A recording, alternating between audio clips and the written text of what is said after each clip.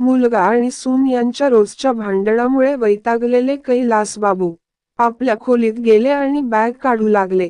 त्यांनी त्यात कपड्यांचा एक जोड ठेवला आणि दुःखी मनाने पत्नीचा फोटो उचलला आणि म्हणाले, किती लाडाने प्रेमाने लहानाच मोठं केलं होत आपण आपल्या एकुलत्या एक लाडक्या मुलाला.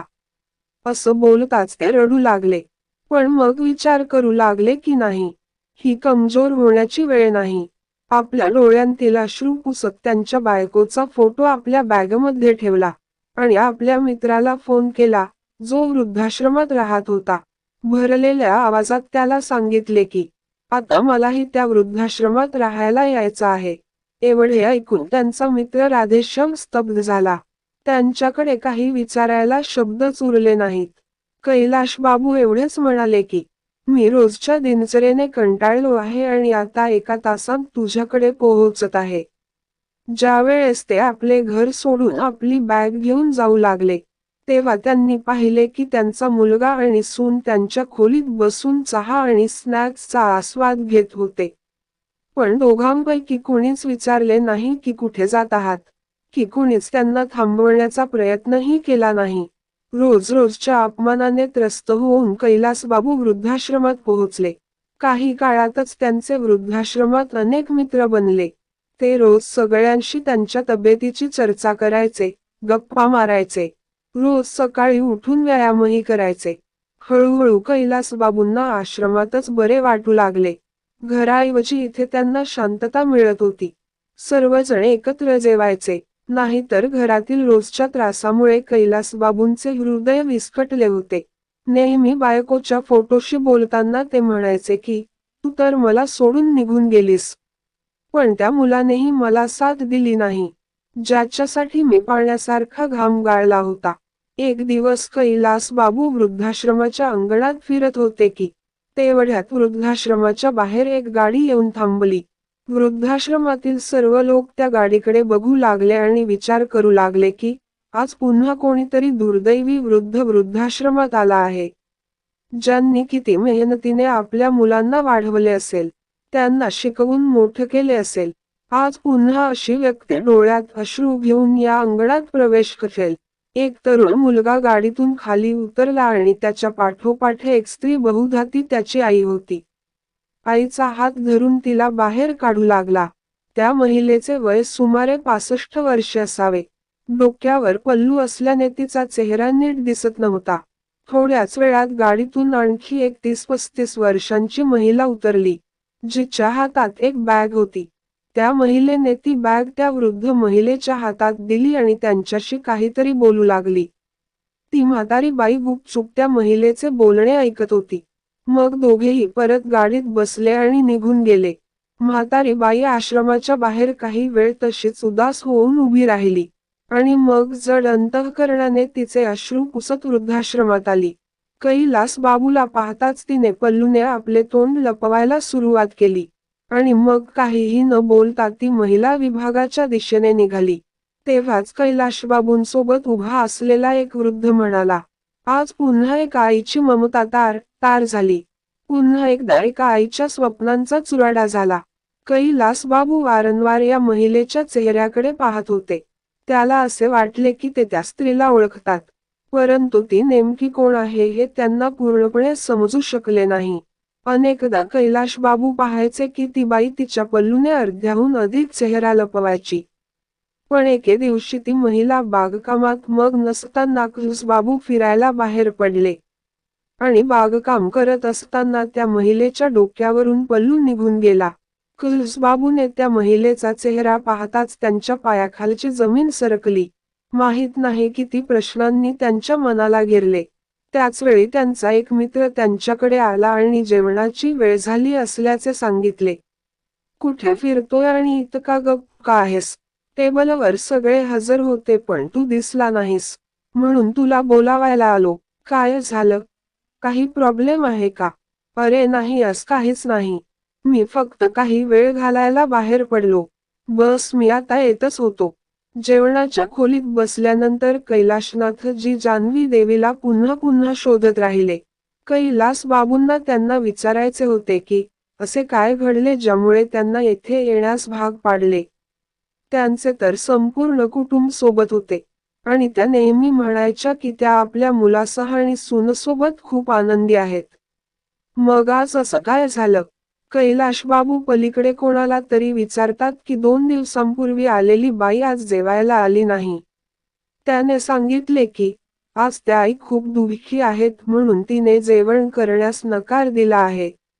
त्यांच्या मुलाने आणि सुनेने त्यांच्या सोबत जे काही केले आहे त्यामुळे त्या खूप नाराज आहेत. असं तर कुणी आपल्या शत्रूसोबतही करू नये.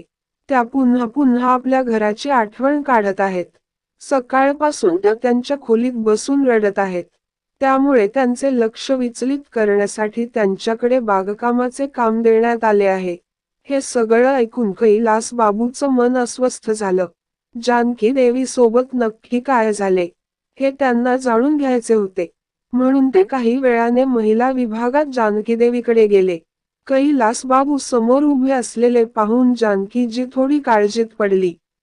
तेव्हा कैलाश बाबू म्हणाले, मला माहित आहे की तुम्ही मला ओळखले आहे, पण तुम्ही या स्थितीत कसे पोहोचलात हे मला कळू शकते का?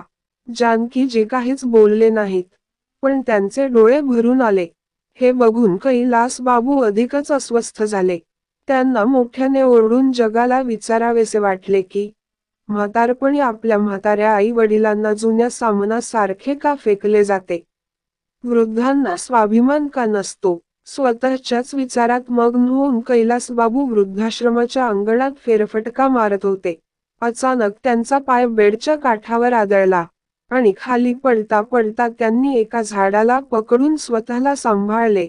तेवढ्यात शेजारून जाणाऱ्या वृद्धाश्रमाचा एक कर्मचारी म्हणाला, काका तुम्ही ठीक तर आहात ना? कुठे लागल तर नाही ना? तुमचा पाय दाखवा.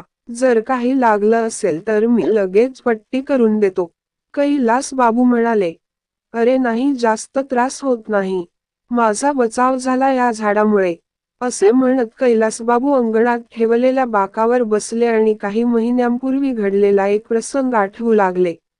जेव्हा ते बाथरूममध्ये पाय घसरून पडले आणि त्यांच्या पायाला गंभीर दुखापत झाली. त्यांची जखम पाहूनही त्यांच्या सुनेने त्यांच्याकडे दुर्लक्ष करून आपले काम सुरूच ठेवले. आणि त्यांचा मुलगा ओरडत म्हणाला, तुम्ही सांभाळून काम करू शकत नाही का? मला तर कळतच नाही की तुम्हाला एवढी घाई का असते. कोणतेही काम नीट करता येत नाही का? जेव्हा बघावे तेव्हा नेहमी दुखापत करून बसता आणि आमचे कामही वाढवत राहता. जर काही काम करता येत नसेल तर ते करू नका. तुम्ही तुमच्या खोलीत आरामात का बसत नाहीत? दिवसभर इकडे तिकडे भटकत राहता. वडिलांच्या प्रकृतीची विचारपूस करणे किंवा जखमेवर मलम लावणे एवढेही त्यांना करता आले नाही. एके दिवशी कैलासबाबूंचा चष्मा तुटला आणि त्यांनी आपल्या मुलाला सांगितले, बेटा माझा चष्मा ठीक करून दे, तो तुटला आहे. मला व्यवस्थित दिसत नाही. हे ऐकून सून जोरात ओरडली की ते कॉटवर बसून बसून खर्च वाढवत असतात. काही काम धंदा तर करत नाहीत. लहान मुलांसारखे कारक्रमा झालेली आहेत यांची. माहित नाही किती वेळा असा प्रकार घडला होता की जेव्हा कैलास बाबूंचा मुलगा आणि सुनेकडून त्यांचा अपमान झाला होता. आपल्या भूतकाळात मग्न झालेले कैलासबाबू अजूनही आपल्या विचारात हरवले होते. तेवढ्यात त्यांचे वृद्ध मित्र राधेश्यामजी समोरून येताना दिसले. राधेश्यामजींच्या चेहऱ्यावर हास्य होते. त्यांना पाहून कैलाशबाबू म्हणाले, काय बात आहे राधेश्याम, आज तू खूप खुश दिसत आहेस. राधेश्यामजी म्हणाले, आज माझ्या मुलाचा वाढदिवस आहे. त्याचा फोन आला की तो आज मला भेटायला येणार आहे. त्यामुळे मी खूप आनंदी आहे. त्याचा चेहरा आज खूप दिवसांनी पाहायला मिळणार आहे. राधेश्यामजींचे म्हणणे ऐकून कैलासबाबू थोडे काळजीत पडले आणि आपल्या मित्राला म्हणाले, ज्या मुलाने तुझी अशी अवस्था केली, तुला वृद्धाश्रमात आणून सोडून निघून गेला. वर्षातून फक्त काही वेळ तुला भेटण्यासाठी येईल आणि तू त्या मुलासाठी खुश होत आहेस. राधेश्यामजी म्हणाले, मला आनंद आहे की निदान माझा मुलगा तरी मला भेटायला येत आहे. माझ्यासाठी ही खूप मोठी गोष्ट आहे. पण कैलासजी त्यांच्यावर रागावले आणि त्यांचे काहीही न ऐकता त्यांच्या खोलीत जाऊन बसले आणि विचार करू लागले की ही गोष्ट फक्त माझ्या सोबत किंवा जानकीजींच्या सोबतच घडलेली नाही. त्या आश्रमात राहणाऱ्या प्रत्येक वृद्धाची काही ना काही कहाणी आहे. आणि प्रत्येकाच्या आयुष्यात वृद्धाश्रमात राहण्यामागे नक्कीच काहीतरी कारण आहे. विनाकारण कोणीही स्वतःहून वृद्धाश्रमात येत नाही. जोपर्यंत एका व्यक्तीचं दुःख अंतःकरणाने पूर्णपणे भरून जात नाही, तोपर्यंत इथे येण्यासाठी मजबूर होत नाही. पण बघा, सगळ्या म्हाताऱ्या लोकांना त्यांच्या कटू आठवणी विसरून इथेच आयुष्य घालवायला भाग पाडले जाते. काही लोक वेळेनुसार स्वतःला घडवतात आणि आनंदी राहण्याचा प्रयत्न करतात. तर माझ्यासारखी काही माणसं अशी आहेत की ज्यांच्या मुलांची, सुनांची, नातवंडांची आठवण करून त्यांच्या डोळ्यात नेहमी अश्रू येतात. त्याला घरातील आपल्या कुटुंबाची वारंवार आठवण येते. मनात आपल्या घरासाठी लगाव सुद्धा आहे. पण त्याच घरात राहणारा मुलगा आणि सून यांनी दिलेले दुःखही आहे. कैलासजींना कविता लिहिण्याची खूप आवड होती. त्यामुळेच मनोरंजनासाठी ते काही वेळ कविता लिहित बसायचे. एके दिवशी ते आपले विचार कवितेच्या रूपात कागदावर मांडत असताना, त्यावर आपली परिस्थिती कथन करत असताना त्यांचे डोळे भरून आले. त्याच वेळी वृद्धाश्रमाचे संचालक त्यांच्याजवळ आले आणि त्यांनी आवाज दिला. कैलास बाबूंनी लगेच त्या कागदाची घडी करून खिशात ठेवली आणि आपले अश्रू लपवत म्हणाले की जी बोला. कैलासजी, तुमचा मुलगा आणि सून तुम्हाला भेटायला आले आहेत. सोबत तुमचा नातूही आहे. हे ऐकून कैलासजींना आश्चर्य वाटले. त्याच्या चेहऱ्यावर द्वेषाचा भावही आला. ते विचार करू लागले की आज माझ्या मुलाला माझी आठवण कशी आली. जेव्हा ते उठून कार्यालयात गेले तेव्हा त्यांचा 5 वर्षांचा नातू गोलू त्यांना पाहताच आजोबा आजोबा बोलत त्यांच्याकडे धावला आणि त्यांच्या पायाला चिकटून बसला. कैलास बाबूच्या डोळ्यात अश्रू तरळले. आत्तापर्यंत ते आपलं मन मारत वृद्धाश्रमात जगत होते. पण आपल्या नातवाला बघून त्यांचे हृदय क्षीण व्हायला लागले. पण मग अचानक मनात विचार आला की हीच वेळ आपल्या निर्णयावर ठाम राहण्याची आहे. असा विचार करून त्यांनी आपल्या मुलाकडे रागाने पाहिले आणि म्हणाले, तू इथे काय करायला आला आहेस? निघून जा इथून. मला कुणालाच भेटायचं नाही. मी येथे खूप आनंदी आहे आणि माझे जीवन अतिशय आरामात जगत आहे. निदान इथे तरी माझ्याशी बोलायला कोणीतरी आहे. बाबा, खरं म्हणजे गोष्ट ही आहे की आज गोलूचा वाढदिवस आहे आणि आम्ही घरी पार्टी आयोजित केली आहे. गोलूची इच्छा आहे की त्याच्या वाढदिवसाला तुम्ही हजर राहावे. तुम्ही आलात तर तुमच्या नातवालाही आवडेल. तेवढ्यात बाबू म्हणाले, हे बघा, मी त्या कैलाश बाबू मग घर सोडले आहे आणि आता मला पुन्हा त्या घरात जायचे नाही. यावेळी त्यांचा मुलगा म्हणाला, बाबा, तुम्ही घरी चला. तुमचे मित्रही पार्टीत असतील. मी त्यांनाही बोलावले आहे. सगळे शेजारी, नातेवाईक पण येतील. जेव्हा सगळे येऊन तुमच्याबद्दल विचारतील तेव्हा आम्ही काय उत्तर देणार? तेव्हा कैलासबाबू म्हणाले, अच्छा, तर आज तुम्ही तुमच्या मुलाच्या वाढदिवसाला मला बोलवायला आलेले नाहीत. तर तुम्ही तुमची इज्जत वाचवण्यासाठी इथे आलेले आहात. सगळे नातेवाईक आल्यावर विचारतील की तुझे बाबा कुठे आहेत. तर तुम्ही त्यांना काय उत्तर देणार? म्हणून तू मला बोलावायला आला आहेस. आत्ताच्या आत्ता इथून चालता हो. मी इथून कुठेही जाणार नाही. तुम्ही लोक खूप स्वार्थी झाला आहात. गरज पडली तर मला बोलवायला आले नाही तर मी इथे इतके महिने आश्रमात आहे. मी जिवंत आहे की मेलो आहे हे बघायला एकदाही आले नाही. इतकं की तुम्हाला एक फोन करून माझी हालचाल विचारण्याची गरजही वाटली नाही. इतकही विचारले नाही की मी घर सोडून वृद्धाश्रमात का निघून आलो. आज गरज पडली तर हात जोडून मला घ्यायला आलात. नाही, आता हेच माझं घर आहे. मी कुठेही जाणार नाही. असे बोलून कैलास बाबू त्यांच्या खोलीकडे जाऊ लागले. तेव्हा मुलगा आणि सून दोघांनी आपापसात एक प्लॅन बनवला की बाबा आपण असं काही ऐकणार नाहीत. काहीतरी करावे लागेल, तरच आपण त्यांना आपल्या घरी नेऊ शकतो आणि नातेवाईकांचे टोमणे ऐकण्यापासून वाचू शकतो. असे म्हणून दोघेही रडका चेहऱ्याने कैलास बाबूंकडे गेले आणि त्यांचे पाय पकडून म्हणू लागले की बाबा, आम्हाला माफ करा. तुमच्या नातवाचा वाढदिवस आहे. नातवाच्या आनंदासाठी तुम्हाला पार्टीत सामील व्हावेसे वाटत नाही का? हे ऐकून कैलासबाबूंचे मन वितळू लागले. मग गोलू म्हणाला, चला ना आजोबा, आपण खूप मजा मस्ती करू. नातवाचे बोलणे ऐकून कैलासबाबू स्वतःला रोखू शकले नाहीत. पण मुलगा आणि सून या दोघांच्याही गैरकृत्यांमुळे त्यांना घरी जावेसे वाटले नाही. पण गोलूमुळे ते घरी जायला तयार झाले. म्हणाले, पण माझी एक अट आहे.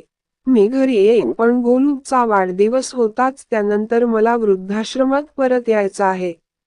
आणि तुम्ही लोक मला वृद्धाश्रमात सोडायला येणार. मुलगा आणि सून दोघांनीही हे मान्य केले. गोलूचा वाढदिवस मोठ्या थाटामाटात साजरा केला जातो. सर्व नातेवाईक आणि आजूबाजूचे लोक खूप छान जमतात. कैलाश बाबूंचे जुने मित्रही त्यांना आज खूप दिवसांनी भेटले. पण कैलास बाबू कोणालाच काही बोलले नाहीत. आणि हसत खेळत सगळ्या पार्टीचा आनंद घेतला. पण त्यांच्या मनात काही विचार चालू होते. ते विचार करत होते की उद्या मी माझ्या मुलाला आणि सुनेला जे सरप्राईज देणार आहे, त्याची त्यांनी कधी कल्पनाही केली नसेल. पार्टी संपली तेव्हा खूप रात्र झाली होती. त्यावेळी कैलासनाथजी घरीच थांबले. जेव्हा आपल्या खोलीत झोपायला गेल्यावर ते पत्नी सुधाच्या आठवणीत हरवून गेले. तुम्ही पण ना 2 पोळ्यांनी कुठे पोट भरतं का? आणखीन एक पोळी तर घ्या. मी आत्ता गरम गरम पोळी भाजत आहे. मी सांगते आहे म्हणून तर एक पोळी खाऊन घ्या. तुम्ही खाता तेव्हा माझ्या शरीराला ते लागतं. अगं नाही सुधा, पोट भरलंय माझं. अजून किती खाऊ घालशील मला?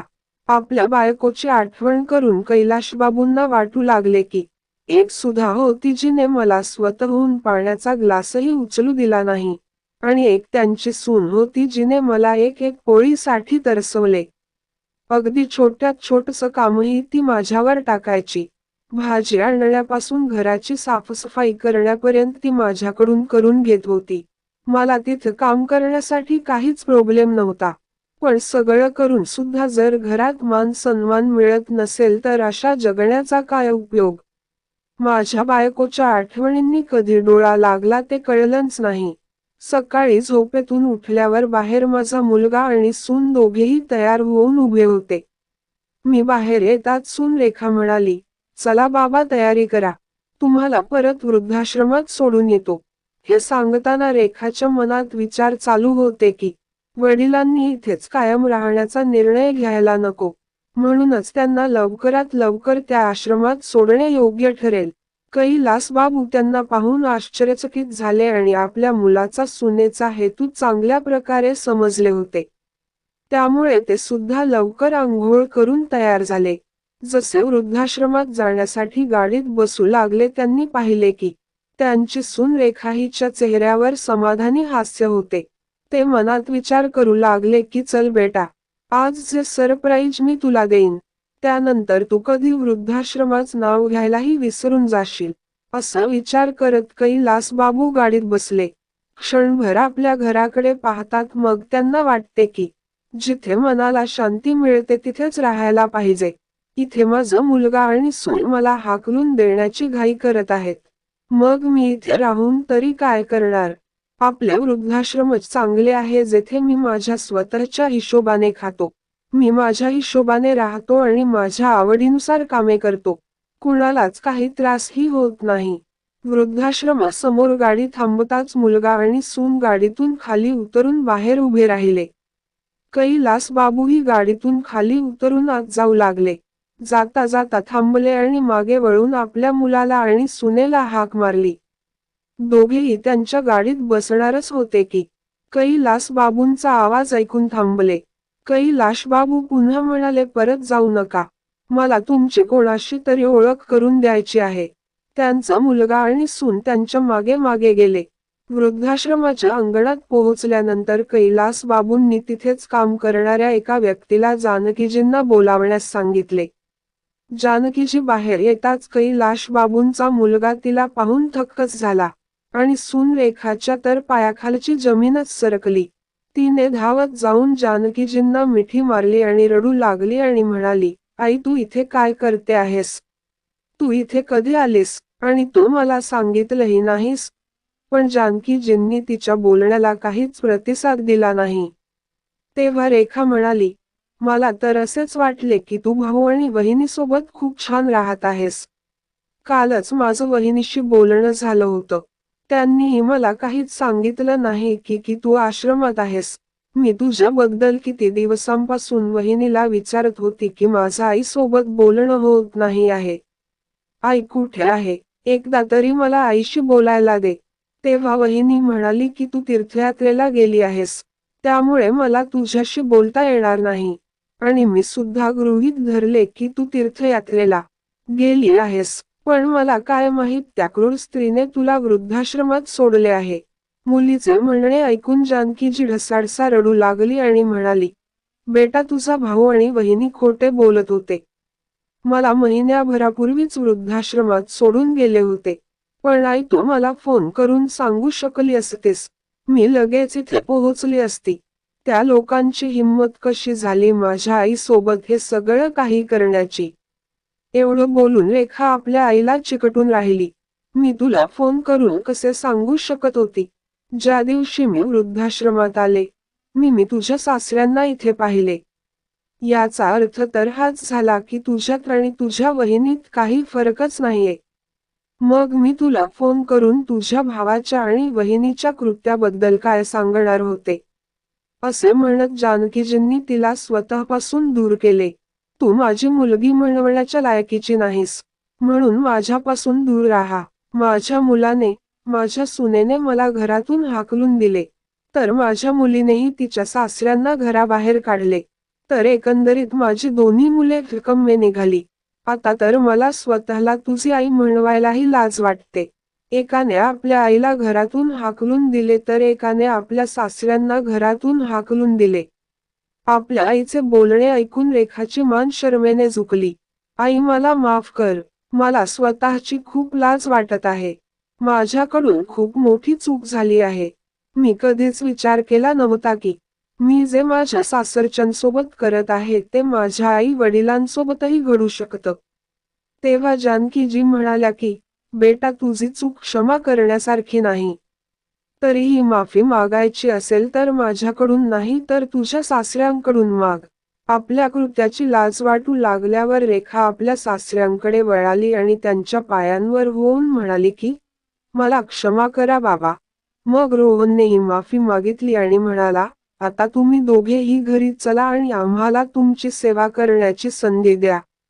तेव्हा कैलाशजी आणि जानकीजी दोघांनीही घरी जाण्यास नकार दिला आणि सांगितले की, आता आम्हाला सून मुलगा किंवा मुलीकडे राहायचे नाही.